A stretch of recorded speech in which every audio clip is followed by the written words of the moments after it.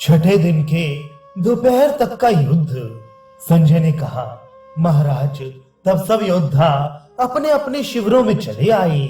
रात्रि में सबने विश्राम किया और एक दूसरे का यथा योग्य सत्कार किया। तथा दूसरे दिन फिर युद्ध करने के लिए तैयार हो गए। इस समय आपके पुत्र दुर्योधन ने अत्यंत चिंताग्रस्त होकर पितामह भीष्म से पूछा, दादाजी, आपकी सेना बड़ी भयानक है। इसकी व्यूह रचना भी बड़ी सावधानी से की जाती है। फिर भी पांडव पक्ष के महारथी उसे तोड़कर हमारे वीरों को मार डालते हैं। वे हमारे वीरों को चक्कर में डालकर बड़ी कीर्ति पा रहे हैं। उन्होंने वज्र के समान सुदृढ़ मकर व्यूह को भी तोड़ डाला और उसके भीतर घुसकर भीमसेन ने अपने मृत्यु दंड के समान प्रचंड बाणों से मुझे घायल कर दिया।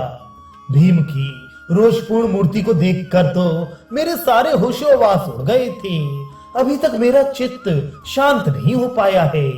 महात्मन, आपकी सहायता से मैं तो युद्ध में जय प्राप्त करके पांडवों का काम तमाम कर देना चाहता हूँ। दुर्योधन की यह बात सुनकर महात्मा भीष्म मुस्कुराए और उससे इस प्रकार कहने लगे, राजकुमार, मैं तो अधिक से अधिक प्रयत्न करके पांडवों की सेना में घुसता हूँ।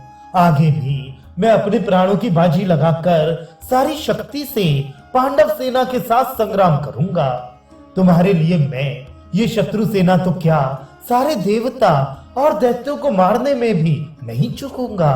मैं पूरी शक्ति से पांडवों के साथ युद्ध करूंगा और तुम्हारा सब प्रकार प्रिय करूंगा। पितामह की यह बात सुनकर दुर्योधन बड़ा प्रसन्न हुआ। प्रातः काल होते ही भीष्म जी ने स्वयं ही व्यूह रचना की। उन्होंने तरह तरह के शस्त्रों से सुसज्जित कौरव सेना को मंडल व्यूह की विधि से खड़ा किया। उसमें प्रधान प्रधान वीर, गजारोही, पदाती और रथियों को यथास्थान नियुक्त किया। इस प्रकार भीष्म जी की अध्यक्षता में मोर्चेबंदी से खड़ी होकर आपकी सेना युद्ध के लिए तैयार हो गई। वे युद्ध उत्सुक राजा लोग ऐसे जान पड़ते थे मानो सबके सब भीष्म जी की ही रक्षा कर रहे हैं और भीष्म जी उनकी रक्षा में तत्पर हैं।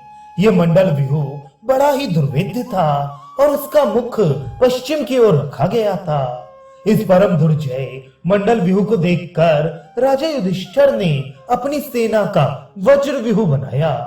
इस प्रकार जब व्यूह बद्ध होकर दोनों सेनाएं अपने अपने स्थानों पर खड़ी हो गईं, तो समस्त रथी और अश्वारोही सिंहनाद करने लगे और युद्ध के लिए उतावले होकर व्यूह तोड़ने के लिए आगे बढ़े।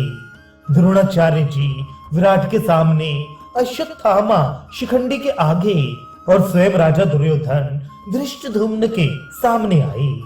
नकुल और सहदेव ने मद्रराज शल्य पर और अवंती नरेश विंद और अनविंद ने इरावान पर धावा किया और सब राजा अर्जुन से युद्ध करने लगे। भीमसेन ने युद्ध के लिए बढ़ते हुए कृतवर्मा को तथा चित्रसेन, विकर्ण और दुर्मर्शन को रोका। अर्जुन का पुत्र अभिमन्यु आपके पुत्रों से भिड़ गया। राज ज्योतिष नरेश भगदत्त ने घटोत्कच पर आक्रमण किया। राक्षस अलम्बुश रणोन्मत्त सात्यकी और उसकी सेना पर टूट पड़ा तथा भूरी शिरवा धृष्टकेतु के साथ युद्ध करने लगा। धर्मपुत्र युधिष्ठिर राजा श्रुतायु से, चेकितान कृपाचार्य से तथा अन्य सब वीर भीष्म जी से ही लड़ने लगे। आपके पक्ष के कई राजाओं ने तरह तरह के शस्त्र लेकर चारों ओर से अर्जुन को घेर लिया। तब अर्जुन ने उन पर बाण बरसाना आरंभ किया। दूसरी ओर से राजा लोग भी अर्जुन पर बाणों की वर्षा करने लगे। इस समय श्री कृष्ण और अर्जुन की ऐसी स्थिति देखकर देवता, देव ऋषि, गंधर्व और नागों को बड़ा विस्मय हुआ। तब अर्जुन ने क्रोध में भरकर इंद्रास्त्र छोड़ा और अपने बाणों से शत्रुओं की सारी बाण वर्षा को रोक दिया। अर्जुन के इस पराक्रम ने सभी को चकित कर दिया। उनके सामने जितने राजा, घुड़सवार और गजारोही आए, उनमें से कोई भी घायल हुए बिना ना रहा। तब उन सब ने भीष्म जी की शरण ली। उस समय अर्जुन के बल रूपी अगाध जल में डूबते हुए उन वीरों के भीष्म जी ही जहाज हुए। उनके इस प्रकार भाग आने से आपकी सेना छिन्न भिन्न हो गई और आंधी चलने से जैसे समुद्र में क्षोभ होने लगता है, उसी प्रकार उसमें खलबली पड़ गई। अब भीष्म जी बड़ी फुर्ती से अर्जुन के सामने आए और उनसे युद्ध करने लगे। इधर द्रोणाचार्य ने बाण मारकर मत्स्यराज विराट को घायल कर दिया तथा एक बाण से उनकी ध्वजा को और दूसरे से धनुष को काट डाला। सेना नायक विराट ने तुरंत ही दूसरा धनुष ले लिया और कई चमचमाते हुए बाण दिए। फिर उन्होंने 3 बाणों से आचार्य को बींध दिया, 4 से उनके घोड़ों को मार डाला, 1 से ध्वजा काट डाली, 5 से सारथी को मार गिराया और 1 से धनुष काट डाला। इससे द्रोणाचार्य जी बड़े कुपित हुए। उन्होंने 8 बाणों से विराट के घोड़ों को नष्ट कर दिया और 1 से उनके सारथी को मार डाला। विराट रथ से कूद पड़े और अपने पुत्र के रथ पर चढ़ गए। तब वे पिता पुत्र दोनों ही भीषण बाण वर्षा करके बलात् आचार्य को रोकने का प्रयत्न करने लगे। इससे चिढ़कर आचार्य ने राजकुमार शंख पर एक सर्प के समान विषैला बाण छोड़ा। वह बाण शंख के हृदय को भेद कर उसके खून में लथपथ होकर पृथ्वी पर जा पड़ा। शंख के हाथ का धनुष उसके पिता के ही पास गिर गया और वह स्वयं रणभूमि में लौट गया। पुत्र को मरा हुआ देखकर राजा विराट डर गए और द्रोणाचार्य को छोड़कर युद्ध क्षेत्र से चले गए। तब द्रोणाचार्य जी ने पांडवों की विशाल वाहिनी को सैकड़ों हजारों भागों में विभक्त कर दिया। शिखंडी ने अश्वत्थामा के सामने आकर 3 बाणों से उनके भ्रुकुटी के बीच में चोट की। इससे क्रोध में भरकर अश्वत्थामा ने बहुत से बाण बरसाकर आधे निमेष में ही शिखंडी की ध्वजा, सारथी, घोड़ों और हथियारों को काट कर गिरा दिया। घोड़ों के मारे जाने पर वह रथ से कूद पड़ा और हाथ में ढाल तलवार लेकर बाज के समान बड़े क्रोध से झपटा। रणांगण में तलवार लेकर घूमते हुए शिखंडी पर वार करने का अश्वत्थामा को अवसर तक नहीं मिला। फिर उन्होंने उस पर सहस्त्रों बाण छोड़े। शिखंडी ने उस सारी बाण वर्षा को अपनी तलवार से ही काट दिया। तब तो अश्वत्थामा ने उसकी ढाल और तलवार के ही टुकड़े टुकड़े कर दिए और अनेकों फौलादी बाणों से शिखंडी को भी बींध दिया। अब शिखंडी जल्दी से सात्विकी के रथ पर चढ़ गया। इधर वीरवर सात्विकी ने अपने पहने बाणों से राक्षस अलम्बुशु को घायल कर दिया। इस पर अलम्बुश ने भी अर्धचंद्राकार बाण छोड़कर सात्विकी का धनुष काट दिया और उसे भी अनेकों बाणों से घायल कर दिया। फिर उसने राक्षसी माया करके उस पर बाणों की झड़ी लगा दी। इस समय सात्विकी का बड़ा ही अद्भुत पराक्रम देखने में आया, क्योंकि ऐसे तीखे तीखे बाणों की चोट खाने पर भी उसे रणभूमि में तनिक भी घबराहट नहीं हुई। उसने अर्जुन से मिला हुआ इंद्रास्त्र चढ़ाया, उससे वह राक्षसी माया तत्काल भस्म हो गई। फिर उसने अनेकों बाण बरसाकर अलम्बुश को ढक दिया। इस प्रकार सात्विकी के द्वारा पीड़ित होने पर वह राक्षस उसका सामना छोड़कर रणभूमि से भाग गया। सत्य पराक्रमी सात्विकी ने अपने तीखे बाणों से आपके पुत्रों पर भी प्रहार किया और वे भी भयभीत होकर भाग गए। इसी समय द्रुपद के पुत्र महाबली धृष्टद्युम्न ने अपने तीखे तीरों से आपके पुत्र राजा दुर्योधन को ढक दिया, किंतु इससे दुर्योधन को कोई घबराहट नहीं हुई और बड़ी फुर्ती से उसने 90 बाण छोड़कर धृष्टद्युम्न को बींध दिया। तब धृष्टद्युम्न ने कुपित होकर उसका धनुष काट डाला, 4 घोड़ों को मार गिराया और 7 तीखे बाणों से स्वयं उसे भी घायल कर दिया।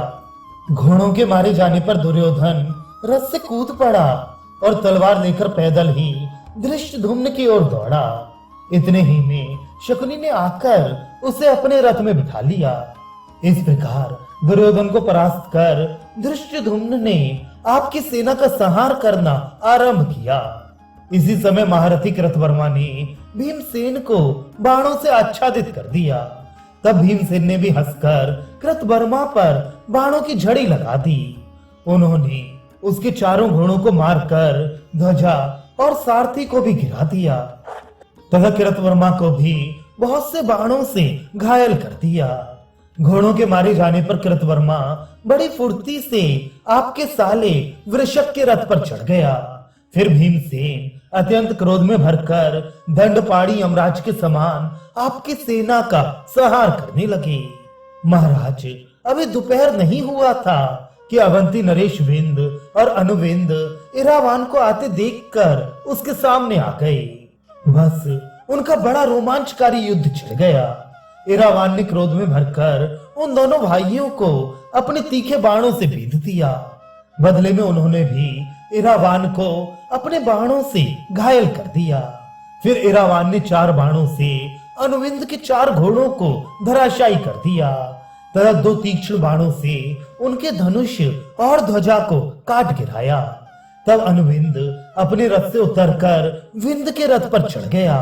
फिर उन दोनों वीरों ने एक ही रथ पर बैठकर इरावान पर बड़ी फुर्ती से बाण बरसाना आरंभ किया। इसी प्रकार इरावान ने भी क्रोध में भरकर उन दोनों भाइयों पर बाणों की झड़ी लगा दी तथा उनके सारथी को मारकर गिरा दिया। तब उनके घोड़े भय से चौंक कर उनके रथ को लेकर इधर उधर भागने लगे। इस प्रकार उन दोनों वीरों को जीतकर इरावान अपना पुरुषार्थ दिखाते हुए बड़ी तेजी से आपकी सेना को ध्वंस करने लगा। इस समय राक्षस राज घटोत्कच रथ पर चढ़कर भगदत्त के साथ युद्ध कर रहा था। उसने बाणों की झड़ी लगाकर भगदत्त को बिल्कुल ढक दिया। तब उन्होंने सब बाणों को काटकर बड़ी फुर्ती से घटोत्कच के मर्म स्थानों पर वार किया, किंतु अनेकों बाणों से घायल होने पर भी वे घबराया नहीं। इससे कुपित होकर प्राग ज्योतिष नरेश ने 14 तोमर छोड़े, किंतु घटोत्कच ने उन्हें तत्काल काट डाला और 70 बाणों से भगदत्त पर वार किया। तब भगदत्त ने उसके 4 घोड़ों को मार डाला। घटोत्कच ने अश्वहीन रथों में से ही उन पर बड़े वेग से शक्ति छोड़ी, किंतु भगदत्त ने उसके 3 टुकड़े कर दिए और वह बीच ही में पृथ्वी पर गिर गई। शक्ति को व्यर्थ हुई देखकर घटोत्कच भयभीत होकर रणांगण से भाग गया। घटोत्कच का बल पराक्रम सर्वत्र विख्यात था। उसे संग्राम भूमि में सहसा यमराज और वरुण भी जीत नहीं सकते थे। उसी को इस प्रकार परास्त करके राजा भगदत्त अपने हाथी पर चढ़े पांडवों की सेना का संहार करने लगे। इधर मद्रराज शल्य अपनी बहन के युगल पुत्र नकुल और सहदेव से युद्ध कर रहे थे। उन्होंने उन दोनों को अपने बाणों से एकदम ढक दिया। तब सहदेव ने भी बाण बरसाकर उनकी प्रकृति को रोक दिया। सहदेव के बाणों से आच्छादित होने पर शल्य उसके पराक्रम से बड़े प्रसन्न हुए तथा अपनी माता के संबंध से उन दोनों भाइयों को भी अपने मामा का जौहर देखकर बड़ी प्रसन्नता हुई। इतने ही में महारथी शल्य ने 4 बाण छोड़कर नकुल के 4 घोड़ों को यमराज के घर भेज दिया। नकुल तुरंत ही रथ से कूदकर अपने भाई के रथ पर चढ़ गया। इस प्रकार उन दोनों भाइयों ने एक ही रथ में बैठकर बड़ी फुर्ती से बाण बरसाकर मद्रराज को ढक दिया। इसी समय सहदेव ने कुपित होकर मद्रराज पर एक बाण छोड़ा। वह उनके शरीर को छेद कर पृथ्वी पर जा पड़ा। उसकी चोट से मद्रराज व्याकुल होकर रथ के पिछले भाग में बैठ गए और उसकी वेदना से अचेत हो गए। उन्हें संज्ञा शून्य देखकर सारथी रथ को रण क्षेत्र से बाहर ले गया। ये देखकर आपकी सेना के सब वीर उदास हो गए तथा महारथी नकुल और सहदेव अपने मामा को परास्त करके हर्ष ध्वनि और शंखनाद करने लगे।